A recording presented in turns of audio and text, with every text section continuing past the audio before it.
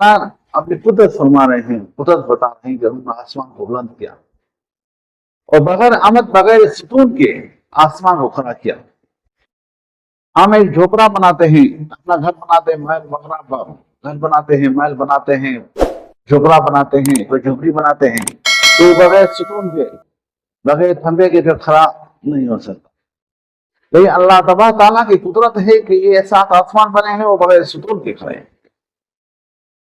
अब ये है अमद जो है, इसकी तफसीर ये है, अमद जमा, इसकी जमा उमूद है या सुकून।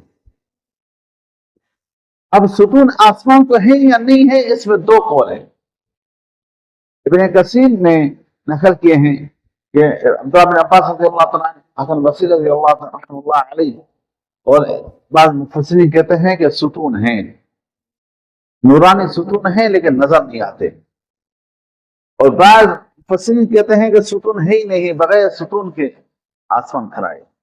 और अमूमन ये दूसरा कौल जो है ये मशहूर मारूफ है, जो बगैर सुकून के है। अगर सुकून है तो नूरानी सुकून है, वो नजर नहीं आती।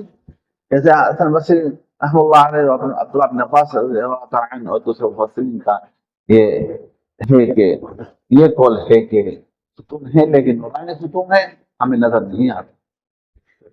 तो ताज्जुब की बात ये है ना, अल्लाह ताला की कुदरत है कि बगैर इतनी बुलंद आसमान को हम देखते हैं वो सुकून भी खड़ा है, तो ये अल्लाह ताला की वादनियत की निशानी है।